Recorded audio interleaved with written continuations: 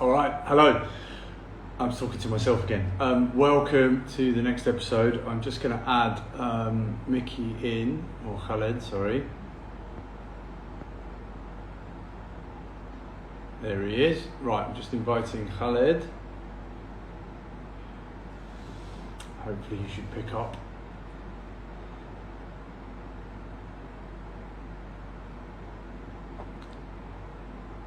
So Khaled, you need to accept the invite. I'm going to send it again.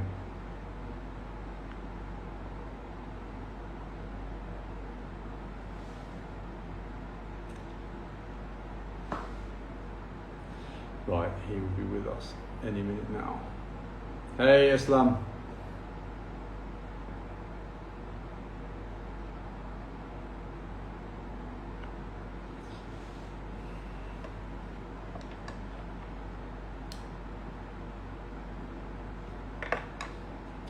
We'll get there in the end.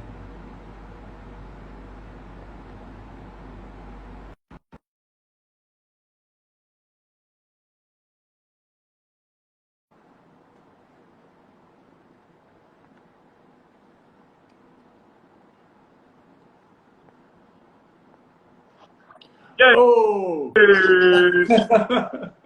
We worked it out. How you doing, man? Yeah. How's it going, buddy? Cool. Oh, wow, I see super close. Yeah. Yeah. Where are you? Where are you? You're hiding under the stairs. Yes, exactly. Actually, I try to put the light in directly because I don't have those phone stands and sit. So I feel, is that good? Lighting is good, or is they open more light? Nikki, you look wonderful. And my hair is all right. Yeah. So thanks everyone for all your hair-based questions. We have to answer some of those, but let's save it till later. Yeah. But we have to. Yeah, answer. that's We my have secret. To that's my secret to free diving. Yeah. Happy day. Right, well, look, all first good? of all, thank you so much for joining me, mate. Yeah, day's been great. I've been teaching non-stop for like 3 weeks, but yeah, I'm just thinking about that moment in December where I have my break, and that's all I'm working towards. Yeah, look forward. Yeah. Well, So thank you for having so much me here. It's my pleasure. Yeah, no problem. And thanks everyone for sending in questions, hair and EQ related. So, right, I'm just going to crack on because the first question I've got is actually quite a big question, and we could probably talk about it for quite a while. And it's from the Content Traveler on Instagram, and this he's asking what your biggest struggle or challenge was regarding EQ on your way to becoming a deep diver. So yeah, I don't know, maybe start at the beginning, like first course, how did you find EQ? Well, I would say I was one of the lucky ones where I already I used to do hands-free, and without even knowing that it is something different. And I only knew when I came to Dahab that people started calling me names when they realized that, oh, you hands-free, son of a kind of thing. But then once I started getting more courses and building more awareness, hands-free became easier with awareness until I had to switch to mouthfill, and that was the main struggle. So I was one of those people who actually progressed all the way till I reached failure depth. I couldn't equalize anymore, and then I was kind of forced to switch to mouthfill, which is something that now I try to prevent a lot with my students. Like, I don't want them to hit the wall and then having to step back like 3-4 steps to be able to learn something at a shallow depth, because I remember how frustrating it was. Like, I felt like, why can't I just like frenzel a little bit more? And like, why do I have to switch? It feels super comfortable. Yeah. So yeah, so that was the main struggle, like switching from something that is super comfortable to something that is completely alien to me, which is like re-educating air to your mouth, control cheeks, jaw. Like, whoa, why do I need to do that? Can't I just progress like how I was progressing? So did you have difficulty learning frenzel? Not at all. No. Not at all. Okay, that's interesting. Yeah. I even when I hit that failure depth, I hit failure depth without even knowing that there's something called failure depth. Like it's reached the point where I can't equalize anymore. And back then I was only like Paddy, even not even Ida. I started with Paddy, so something like Ida 2, and I reached failure depth around 45. So it was I had zero awareness of what's happening, what's going on. I was Yeah. only freediving like on holidays coming to Dahab because back then I used to live in Cairo. Mm-hmm. So yeah, now I understand that there was something called failure depth, and I actually reached there without even knowing. Yeah, that's really interesting because I encounter a lot of people who are hands-free. Certainly they can hands-free very well in the top 10, 15, maybe 20 meters, and then it stops working. Yeah. And a lot of them, because they've not had to learn this tongue up and down movement that's the basis of Frenzel, they struggle to switch over to learning Frenzel. But so it's nice to hear that you didn't, you know. No, not at all. I was actually like hands-freeing all the way down. When I switched to nose clip, diving with a nose clip, this is when I started using Frenzel. And of course, it took me a lot of time to be able to adjust the right force to put even on Frenzel. Like, you know, at the very beginning, you get super excited. You want to like push with whatever force you got. But then Yeah. slowly, I realized that this is not really helping at all. Yeah. And so your transition to mouthful, it was like there was standard complications like swallowing, or was it coordination issues, or what?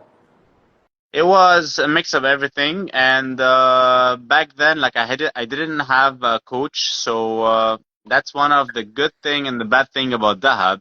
Like you meet a lot of people, and then I used to listen to this coach and listen to that coach, and they were always confusing, and that's why like it took me a lot of time to be able to find my way or try to go with one direction only without confusing myself. Yeah. But listening here and there always got me confused. I was like, oh, do I have? And everybody's speaking about their opinion as if that's the only way to do it, and Yeah. Yeah. everybody else doesn't understand anything, and you have to do it this way. And eventually, I realized like, no, it's actually subjective. Yeah. And it's a difficult one, isn't it? Because I don't mean this to say anything negative about any other instructors, but from the education material and from the instructor course, if it's not guaranteed that they're going to get a very good education on how to teach EQ. Yeah. Yeah, because there's not much of it in the education materials that's complex, and it depends on which instructor trainer you get. You know, you might get a really in-depth thing. So personally, I felt a bit underprepared to teach deep EQ when I did my first instructor course back in 2010, I think. Oh. You know, I felt for a few years I felt a bit underprepared, and it took a lot of self-motivation and a lot of experience with a lot of students to get that confidence. Yeah. I consider myself a bit lucky as well, because at the time I was learning, I was switching to mouthfill. I was here in Dahab, and it was around COVID times, so we had nothing to do except practice. Like I practiced almost every day for a whole year, and it made a huge difference, whether in the water, outside the water. And yes, it took me a lot of trial and errors, but like it was a learning curve. Yeah. So the lesson is do your dry drills, do your homework, people. Yes, and stick to one plan. Like don't jump from one plan to another. Yeah.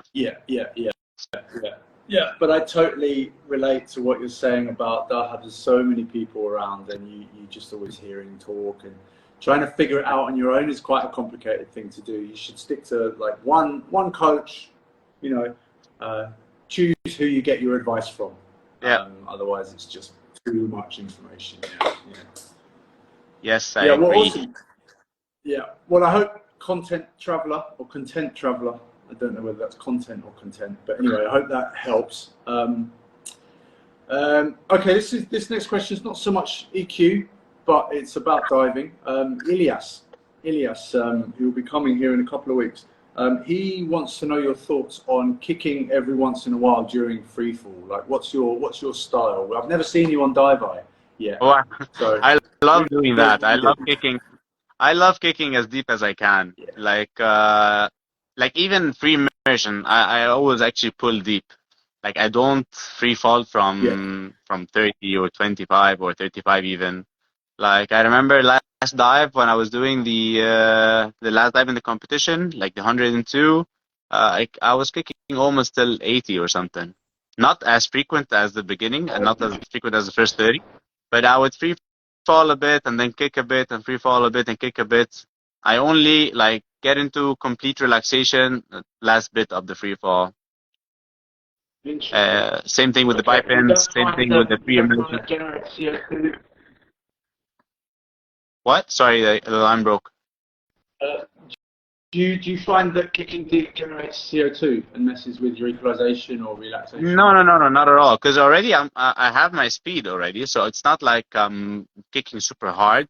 It's just like I'm flowing Yeah. with the water, like I'm Yeah. moving with the water. Yeah. It's just it actually helps me more relax. I don't see it as, oh my God, I'm exerting effort to move. Not at all. Like I'm just flowing down there. Yeah, yeah. It's nice when you're deep and each kick drives you full speed. It's like Yeah, you never move so fast in the first 10 yeah, meters of water. Yeah, exactly, really nice. exactly. Yeah, And it's good to know that Elias is coming back. I love this guy. Has a lot of potential. yeah. Yeah, he does. Yeah, yeah. He's going to do a couple of weeks with me in November. So Amazing, I've been giving him amazing. pool workouts and everything. We've Nice, been distance coaching for a little while. sweet, sweet. So yeah, I ramped up the difficulty a little bit in the last week of the pool workout. So Yeah. he said he hated me in the message. So yeah, that's interesting. Well, like he's the next gen in Egypt. Yeah, I hope so. Well, I mean, for anyone who doesn't know, I don't want to spend too long talking about Ilias. He'll get a big head.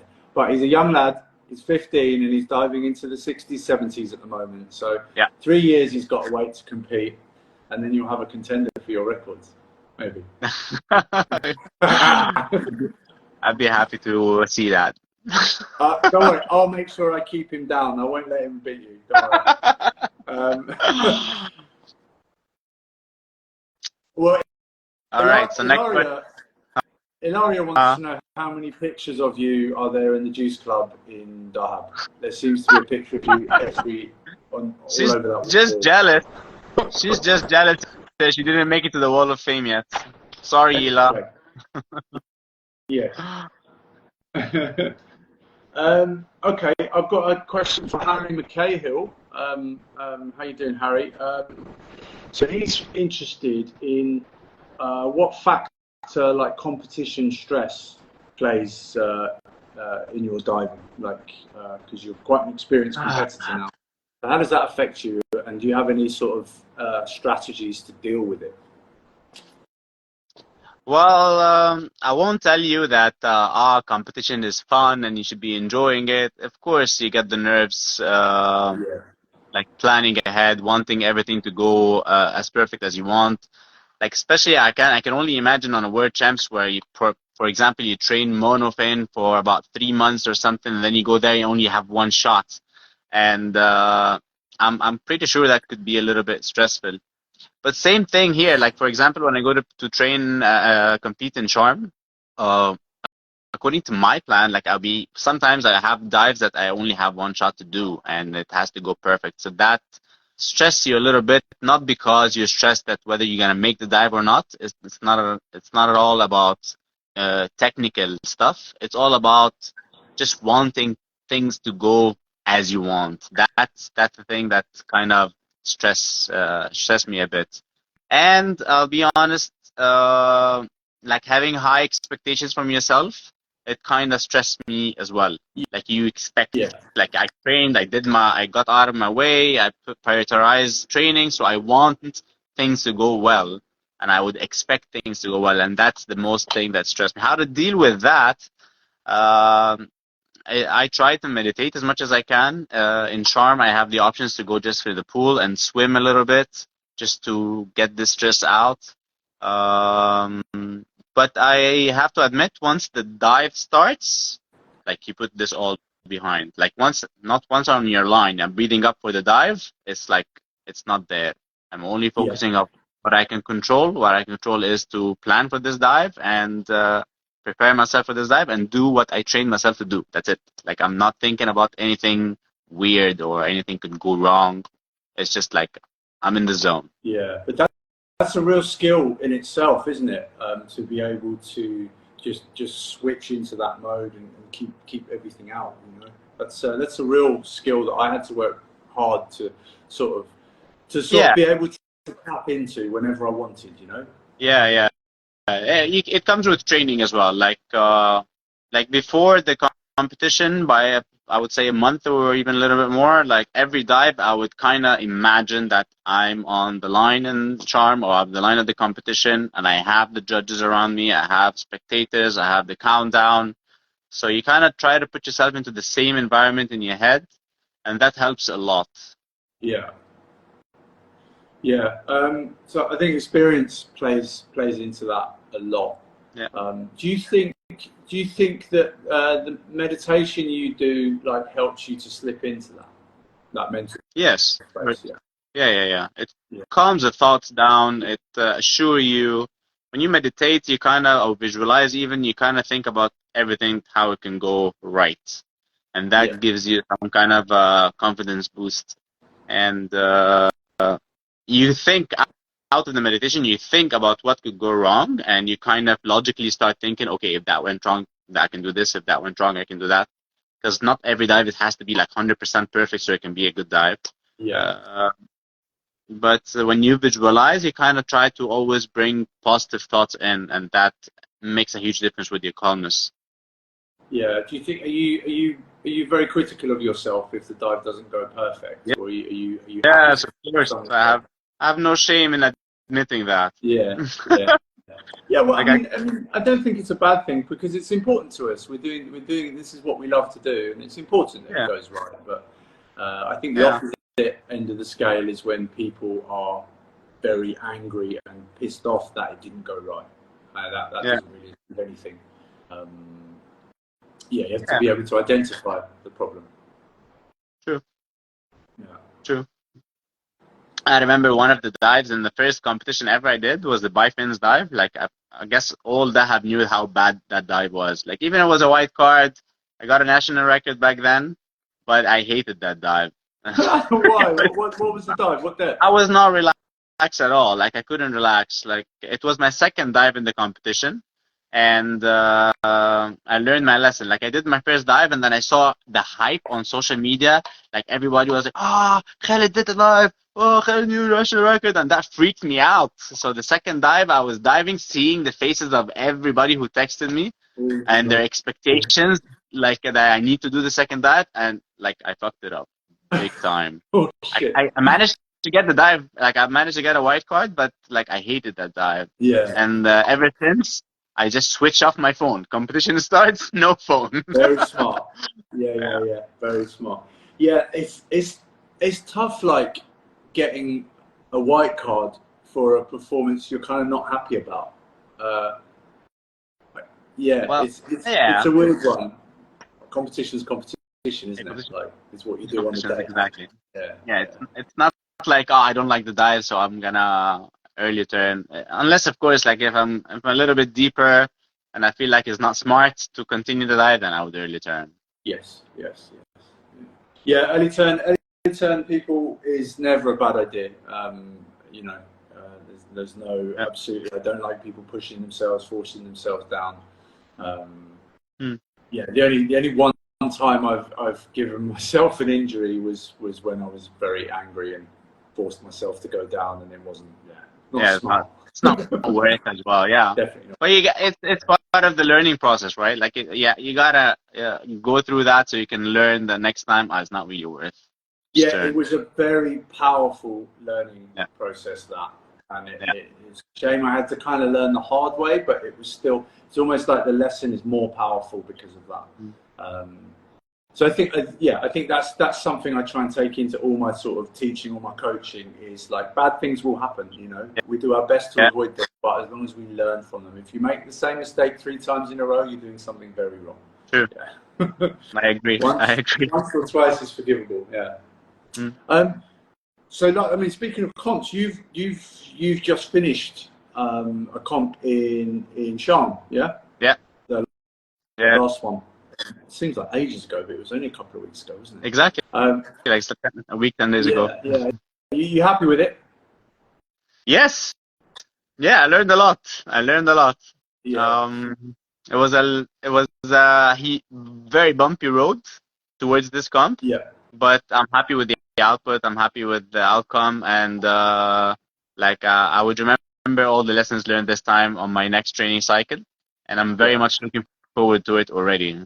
Did you get much of a training cycle for this one? Because I don't know, I was away a little bit in the summer, but I don't know, were you training a lot? You had a block? Yeah.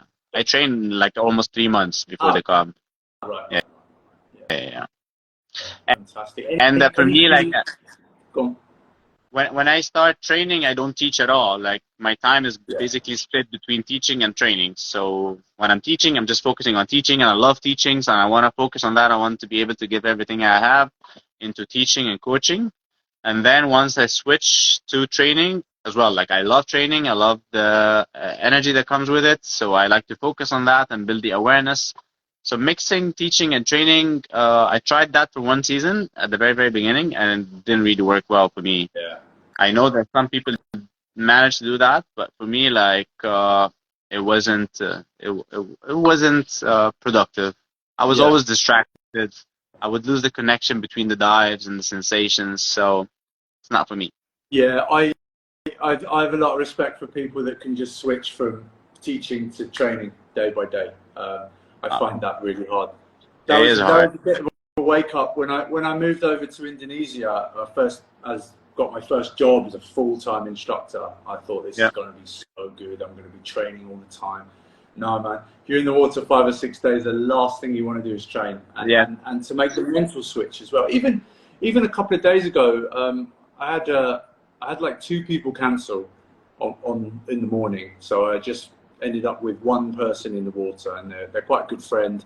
So she was just like, "You want to do a little dive?" I was like, "Yeah." So I did a little dive down to 50 just to see the arch with the mask. Yeah. But it wasn't like the cruisiest 50 I've ever done, because I was in teaching mode. It was a strange one to switch. Yeah, but if I'm gonna do a dive for myself while I'm teaching, it's always like, I wouldn't call it training. I'll just do a fun dive. Like, I'll go have fun, wait till I feel like some kind of an urge, and go straight up. Like, I don't need to like push anything at all. Let's just keep it always within the fun zone. It's nice. Yeah. So what was the actual total count of national records you got in the last comp? Well, after those couple of dives, the total is 13. Amazing, bro. So in competitions, I did. I was just thinking about this today. Weird that you just asked. In competitions, I did now 4 competitions in total in 4 years. So average 1 competition a year. And on those 4 competitions, I did 15 dives, and the 15 dives, they have 13 national records, which is cool. That's very nice. That's a very good, nice clean sheet there. That's good.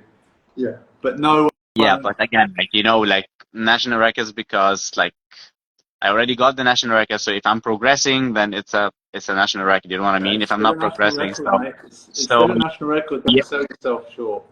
Yeah, it feels good. Like, I'm happy with the national record, but at the same time, like, I wouldn't be, I got a national record. Well, you know what I mean, right? Like, you gotta look bigger a bit. Yeah. And no whale shark this competition. I know. No. I'm sorry, guys. I was such a disappointment for everyone this comp. Everybody saw me on the line and were like, "So where's the whale shark?" I was like, "I don't know. It's not here." Yeah, I mean, for those of you who don't know, when was it? Last year, Mickey's, it was a free immersion national record? No, it's a monofin, actually. And it was the first dive in the competition. I was the first one on the official top list. And it was crazy. It felt amazing, to be honest. I was very, very lucky. Did you know that the shark was there before your dive? Yes.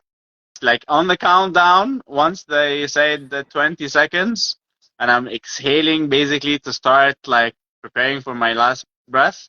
And Kareem from freediving, he was like literally 3 meters away from me, and he yelled, "Where's John?" And like I usually, I have my eyes closed usually, and then I opened my eyes, looked at him, and I just saw him covering his mouth. but, yeah, it was a funny moment. It was funny moment. And man, to keep your focus and not just unhook from the line and go and play with the whale shark, like good for you. Well, I did that after the dive. Yeah. All right. Well, look, we can switch to another little EQ question. I didn't write down who this one was from, but it's general sort of question really about like your preference between constant pressure or sequential pressure, or what kind of style? What's the fashion of your mouthfeel? What I do now is a constant pressure. At the very beginning, I kept on experimenting. I tried sequential, I tried the constant, and I saw that sequential got me more confused, and it wasn't really working out with me. Like it would work one time, another time no, and so I switched to constant. It took me a little bit to adjust the force of the pressure, and once I mastered that, that's my favorite now. Yeah. But when I teach, I don't tell people, "Oh, you have to do constant pressure." Look, I give them both options, and again, it's a matter of preference, whether you like this or that. Yeah. And the only way I would push someone to more one way than the other is if you check their ear pressure on the Uber tool or something, and if they need a lot of pressure, then constant might be a bit tricky for them. Or if someone like my buddy Sean, I don't know if he's watching, but he's like 25 in one ear and like 80 or 100 in the other ear. So, wow! Wow. There's a big Sean, imbalance. Right? Sean, yeah. I heard about that. Yeah, and even Ilaria this week, she's had a bit of congestion in her eustachian tube, so we've had to like rebuild her EQ a little bit, getting her to push with the tongue a bit to generate a bit more pressure. Yeah, but that's a special cases, and usually actually you can kind of train yourself with awareness to open those tubes on a lower pressure by practice, by time. And it's not because you have an opening tubes pressure super high that it always stay like this for good. You can somehow manage by practice to make them open at a lower pressure at a time, but it takes a bit of a time. Yeah. Okay. This reminded me actually. I've had a question and I forgot it. When we were talking about hands-free, what's your thoughts? Do you think how widely do you think it's possible to be learned? Can people learn that? Yeah. Some people can learn that, and Roberto is teaching that all the time as well. He's known for teaching the hands-free. To be completely honest, I don't think it's mandatory at all, unless like you want to play with the mask in front of the camera. That's the only time where you get to enjoy having hands-free. But other than that, if you're diving on the line, especially if you're diving with a nose clip, I don't really think that it adds any value. So if you have a hands-free with zero awareness of what's happening, to me, if you actually need to pinch with awareness, that's way better than having a hands-free set. I know people are some kind of like they have this hype about learning hands-free. I want to learn hands-free, and they think it's an advanced thing, but you don't really need it. Like if you have the awareness on what you're doing on frenzeling with the pinch nose, that's way better than having a hands-free without zero awareness. Yeah. I think if you're spearfishing or shooting photos and stuff, it's very obvious. Peter just said now it looks cool. Exactly. It looks cool. Yeah, but if it's just about looks, you can just take a nose clip and stick it under your mask and it's fine. No one will ever know. They actually had that. You had that? They had this small, slim. I don't have that, but I remember seeing at the DF at some point. They had this slim nose clip that you can wear underneath the mask, and you can. The swimmer's one, yeah. Yeah, and you can just push a little bit more. You can equalize the mask afterwards. Yeah. Or there was a guy in Spain selling hands-free courses to learn. He was a spearfisher. He was selling workshops to learn hands-free, and basically you move your strap to the top of your head and do the mask tight so it blocks your nose, and that's hands-free. Then you can equalize. I'm like, people paying €200 for that. This is the like cheating hands-free, basically. Yeah, What a trick hands-free. Yeah. Do you notice any correlation between hands-free people and trachea squeezes? Have you noticed there's a kind of a no? No. Okay. No. There's something I picked up on probably a couple of years ago here in Dahab, because I was just hearing about people getting trachea squeezes, and the first couple I heard, they were hands-free people, and then every time I heard about someone getting a trachea squeeze, I was asking, are you hands-free? So this is not pure scientific data, but it's anecdotal. There was at one point, there was 5 people in Dahab who all had trachea squeezes, who were all hands-free. And then I started to think, okay, maybe there's a connection. I did have a chat to Federico Manna about it over WhatsApp, and he seems to think there might be a connection, because this is why I asked you, did you have trouble learning Frenzy? Because you said you were a natural hands-freer. Because hands-free people never learn to pump the tongue. Why would they? They just do what they do and open the ears.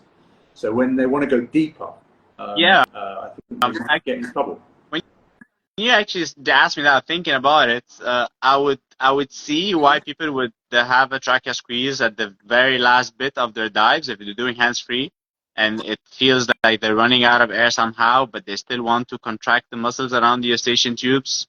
So they kind of like stress all the area around the trachea, and that makes sense. Like if they stressed at the depth, trying to get that last equalization, I could see it happening. Yeah. But again, like I wouldn't say that the problem here is that they're hands-free. I would say the problem here is that they don't have that much awareness on their relaxation.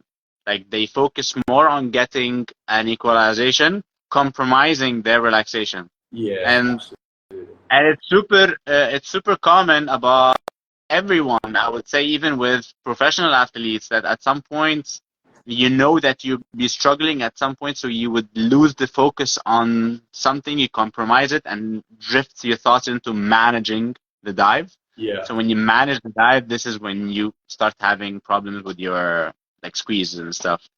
Yeah. So this could be measured on different levels, but most of the times the problem happen is because people trying to manage a problem without focusing on the other aspects as well. Yeah, or trying to fix a problem on a dive, on a target dive. Exactly, on a dive, like yeah. Which I think is a trap a lot of people. It's a trap a lot of people fall into here. They don't see the benefits of working in shallow water. You know, I do three quarters of all my diving is in the top 40 meters of water. You know, all my training. Yeah. That short period where I let a lot of rope out. Yeah.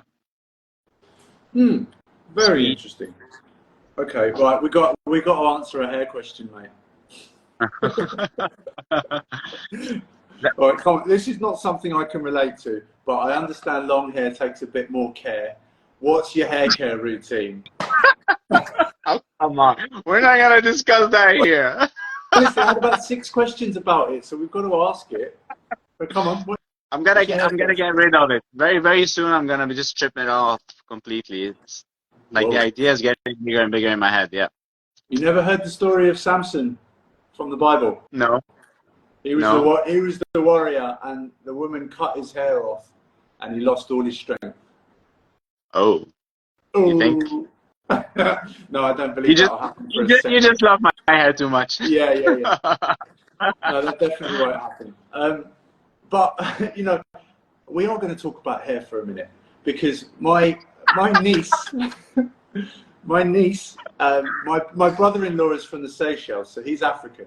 So my niece is mixed race, Caucasian African, with a bit of Thai in there, right? And my sister spends honestly about €50 a month on product for my niece's hair, because it's not the same as Caucasian hair. It needs a lot more work. And with you being in the ocean all the time, like, what's your what's your hair care product bill? Do you put, or is it simple? You're just using like coconut oil? Are you asking me that? Yeah.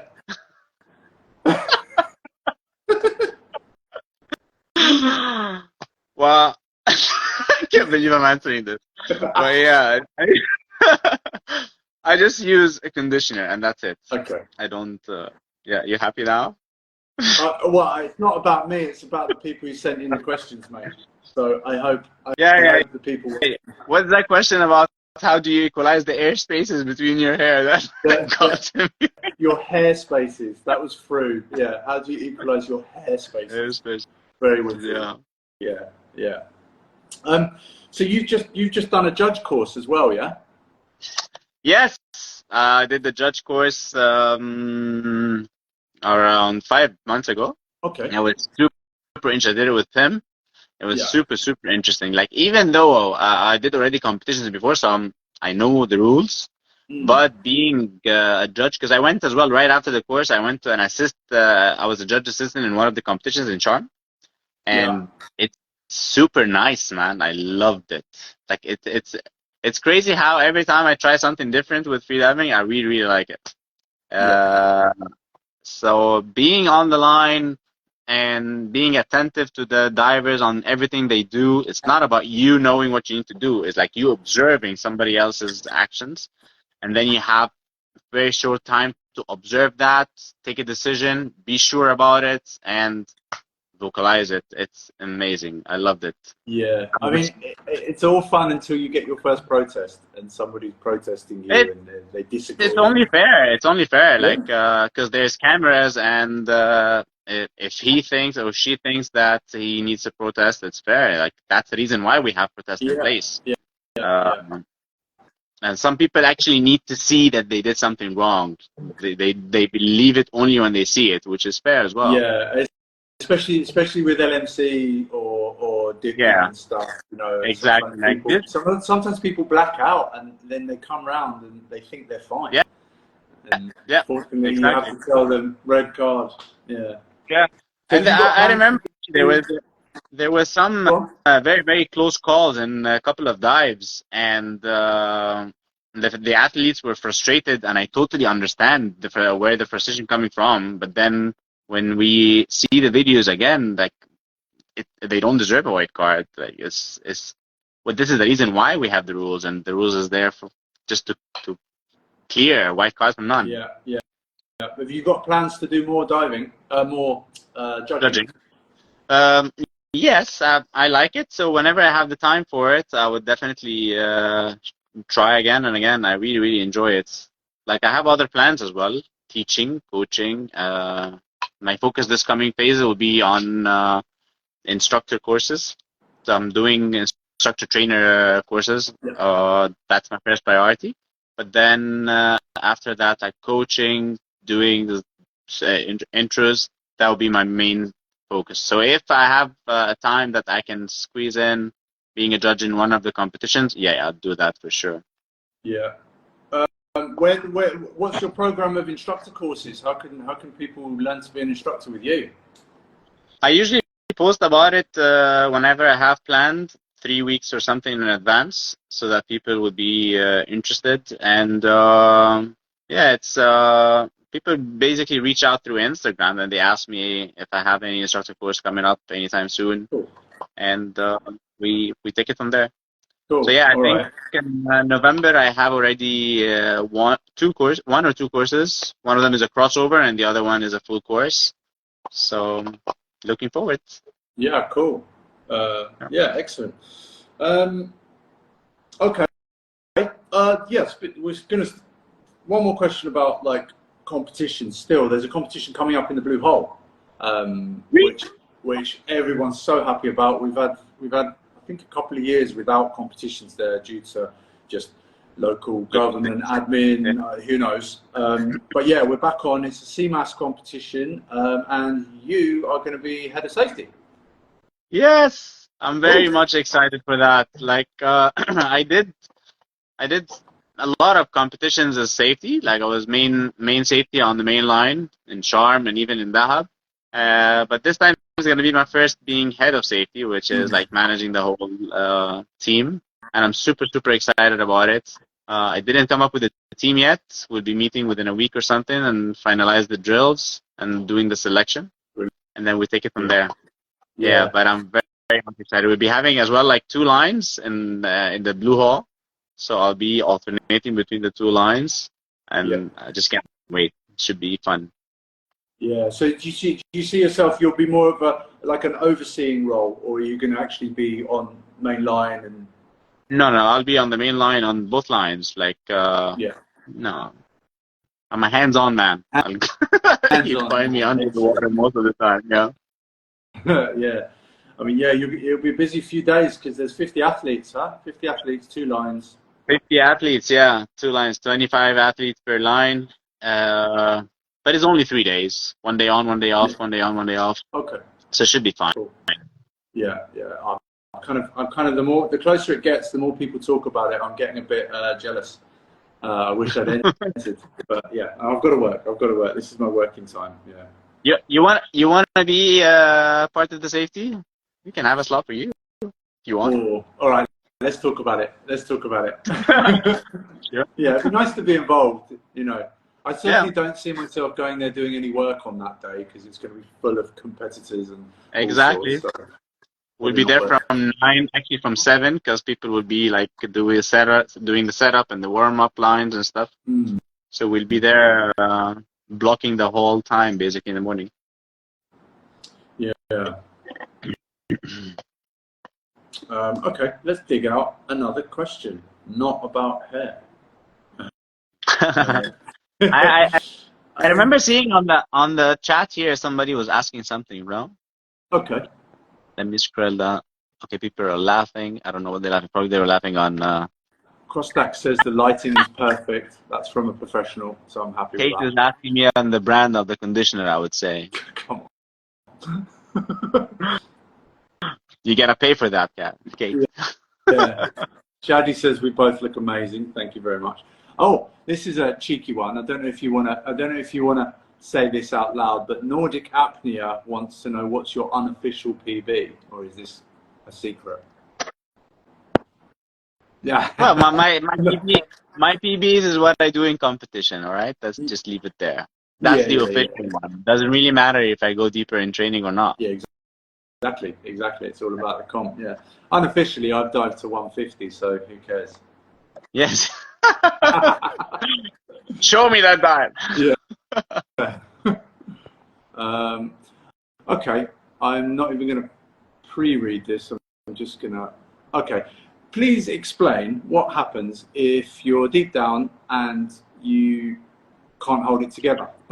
Basically, I mean, I think what she's getting at is like, have you ever experienced any sort of stress or panic on a dive? I remember I actually said that on my interview with Donnie. It happened to me on one dive. It was a PB dive and no fins, where I was as well on that training cycle. I was training myself to free fall facing the line without touching it at all.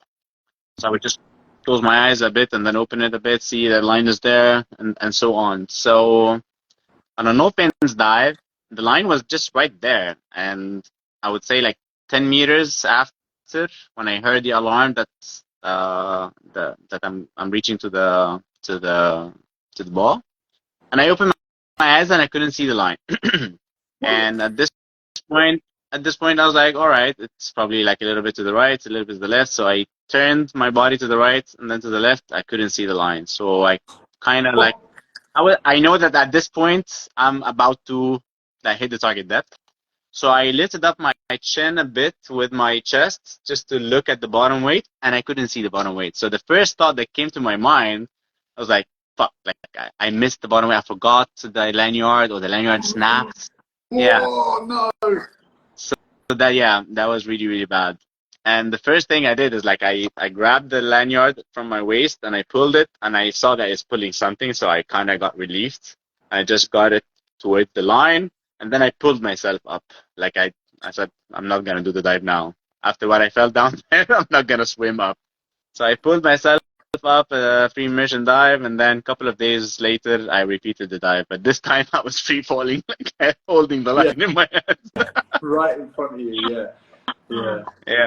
Yeah. That's Yeah. But that that's was the only time I would recall where I kind of like got a negative thought at the target depth. yeah. Other than that, like, it's never a negative thought. Yeah, yeah. Well, I mean, that shows you had good presence of mind, though, because that's a perfect situation for someone to do something that's not correct and maybe track your squeeze or something, you know. But you kept calm, you know. You thought, okay, that line is only 1 meter away. You don't know which direction, but it can only be 1 meter away. What's annoying is that I just opened my eyes right before the alarm. I would say maximum 10 meters, and it was right there. So I don't know how did I manage in 10 meters to just lose it that much. Wow, yeah. And probably like when I turned a little bit to the right, probably it was a little bit on left, and then I just messed my orientation completely. Yeah. Like, yeah. So did you take any steps to correct that stop it from happening again, or like holding onto the line was the way you fixed that? Okay. The next dive, okay, like this training cycle was last year. It was in December, and I had 1 or 2 dives left in my training cycle because I was then after that I was traveling outside of the hub, so I didn't want to mess around with those couple of dives left, and that's the reason why I started like putting my hands around the line on the pre-fall bit. But in the next training cycle from the very beginning, I adjusted myself to be free falling in front of the line. So that was just a quick fix because I knew that I only have 1 or 2 dives and I wanted to end the cycle on a high note. I didn't want to risk having any problems again. But in the next training cycle, which was last training cycle before this competition, I trained myself again to free fall, not touching the line, and it's manageable. Like even if you miss it up a little bit, it's fine. You can. You can find management. You get a bit of current can take you away, but I think free fall is something that I don't know. People train it, but they train it overweighted and stuff. What I like to get people to do with free fall is actually train to steer themselves like away from the line into the line, even if you hit the line, because it's quite fun. And also like I'm trying to prepare people for like conditions that aren't the blue hole, because blue hole's incredible, but there's no current in there, nothing, and you go to Sharm 1 hour down the road and all of a sudden you're dealing with current and waves and everything, Yeah. Diving in the blue hole all the time is not really a smart idea. And that's like before the last competition I had to and I wanted to go to Sharm to get real experience with diving with currents, with waves and stuff. Yeah, that's one of the things I found hard to adjust to when I went to the World Championship in Cyprus just last month. It was dealing with the real ocean. The blue hole is like a swimming pool, Okay, I scrolled up a bit on the comments, and there's a comment from Zaki, one of my friends. He said, it's a comment to have a bad EQ days because some days EQ is so hard, even in shallow depth, and some other days it's totally fine. Yeah, so that, given that you're not congested or given that you're not really affected with anything outside of the water that could be stressing you out, yes, it could affect it. It's good diving days and bad diving days, and it definitely could affect your equalization. But it's as well with some people could be related to consistency. Like maybe they train a little bit of equalization in dry, but they're not really that consistent. So you could have a perfect day and then you don't know what did you do to make it good. Like and then I the time like if you do a good, not just correct the wrong dives, but the good dives you learn from it even more because you did something right and you need to know what did you right. Don't just get super excited and happy. It went well. I enjoyed it. It was fine. I'm happy. And no, happy why? What happened? Why did you do? What went right this time so that you can actually repeat it and keep it in mind? EQ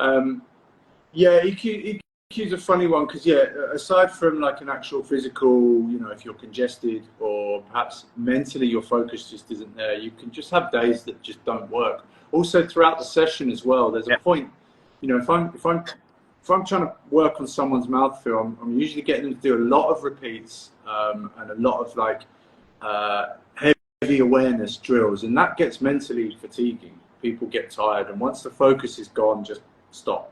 Do something else. Yeah. Go and have a fun dive, or go and get some food or something. You know. Yeah. I agree. Totally agree. Yeah.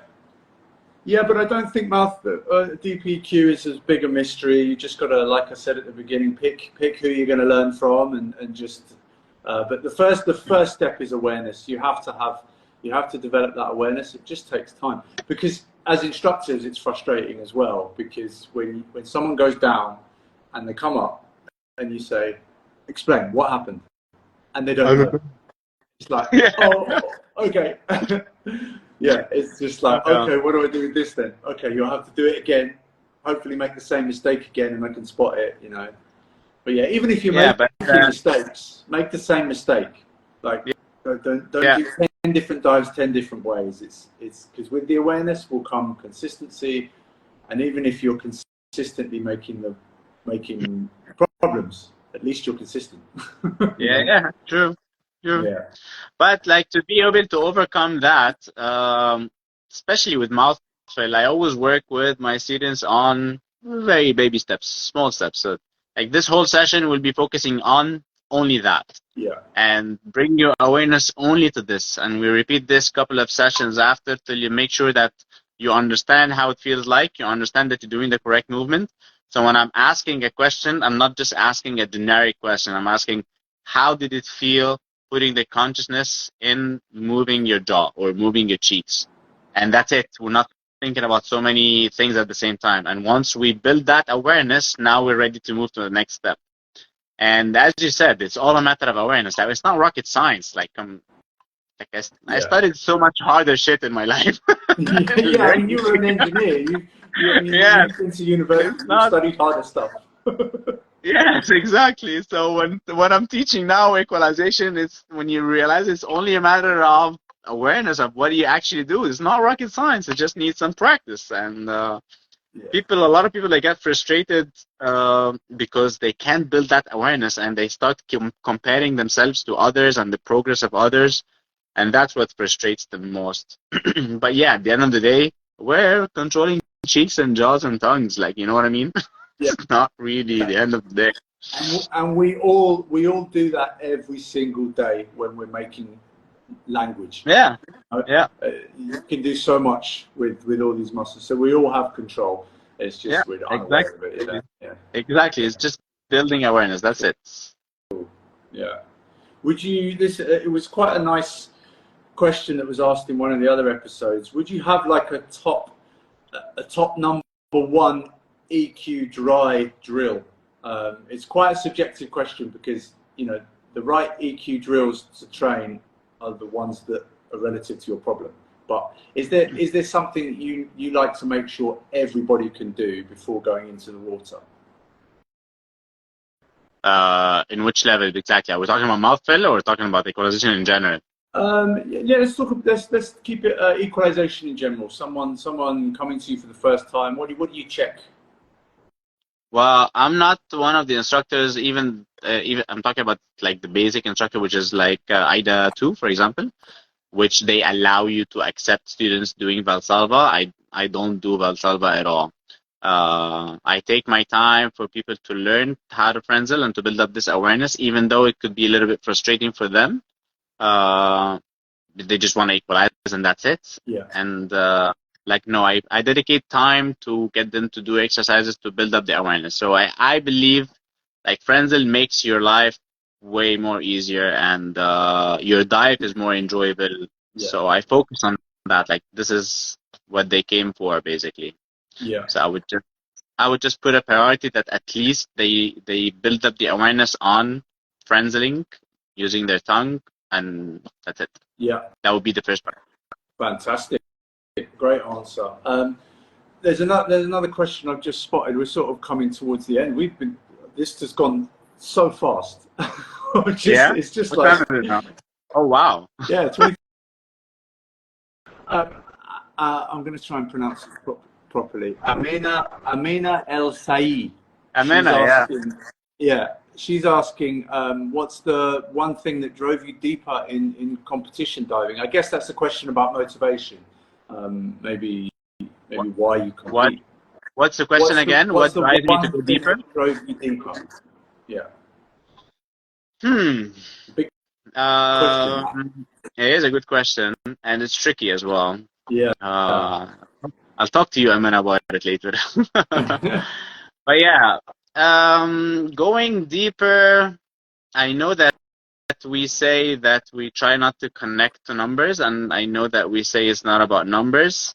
And in my case, what started from the very beginning, why I wanted to go deeper, it was me connecting with the free fall. Like I really, really enjoyed the free fall. So I would just wanted to extend that fun part, that enjoyable part. So I was always working on the technicalities, which is equalization, just to make my free fall, that enjoyment part, longer and more fun. In competitions, just again, managing the nerves that happens before the dive is something, and then the enjoyment inside the dive is something else. So again, like once I'm on the line and once I'm focusing on the dive itself, it's just you just go through what you already trained yourself for. It's not a trial and error. So Yeah. when I'm going a little bit deeper, like 2 meters deeper or 3 meters deeper, I'm not questioning whether I'm gonna do it or not. It's like it's not even a doubt in my head. It's just I hope that everything would go well and I will just manage the dive all the way to the bottom. I'm not questioning. I don't know how would I feel, or I don't know how would if I'm gonna equalize or not. No, it's me prolonging my free fall 2 more meters. That's it. Yeah. And That's it. and that's something that you look forward for. It's not something that pulls you back. Yeah. Yeah. Honestly, I could be talking to a mirror there. That's I completely agree with everything you just said. Yeah, it's Amazing. definitely the way to increase depth. If I go to a new depth, there's no doubt whether I'm making that. Not these days. Years ago maybe.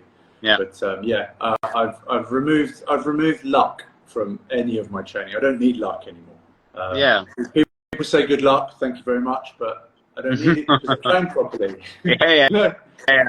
I Yeah. would say the luck here is that you wouldn't get congested on the day, or Yeah. you wouldn't get like super strong current that you can't manage it.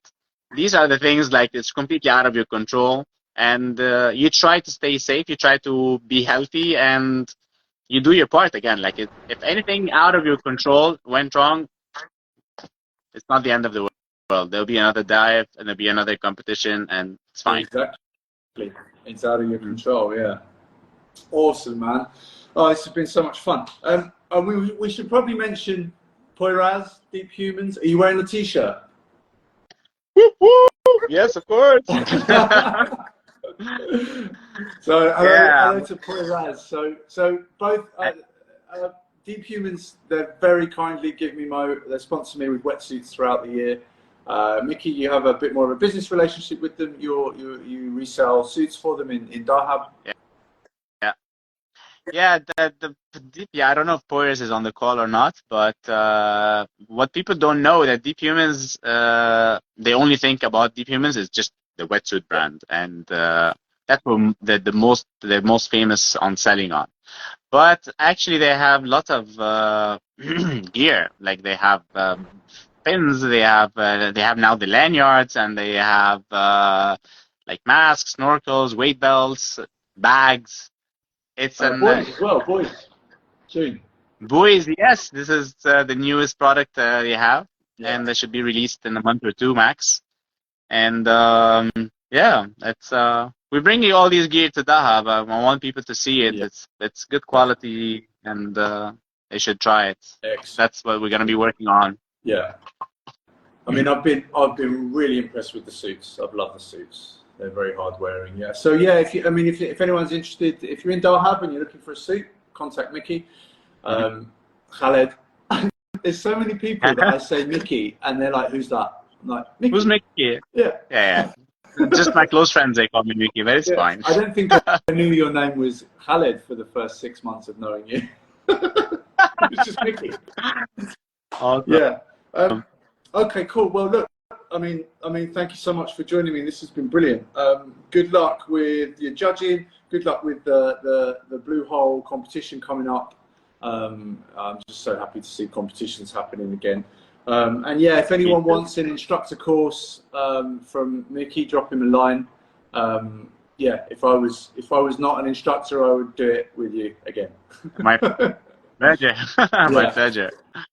All right, so thank you very much for the questions. I should know who I've got next week. Oh, Jennifer Wendland in a couple of weeks' time. So I've got Jenni Wendland on the next call. As usual, send your questions in. Watch out for my stories. Watch out for Mickey's stories. And I'll see you next time. And I'll probably see you tomorrow, Mickey. Yes, probably like tomorrow. Have breakfast time. Breakfast time as we live in the same town. So yeah. Thank you so much, Gary, for this. I really had so much fun, and the competition was super easy. It was super interesting. Looking forward to the next one as well. Right. Thank you guys for all the support. Like, I read a couple of messages, and you guys are awesome. Yeah. Zeus, I miss you. All right, I'll see you later. All right. Bye. See ya. Bye.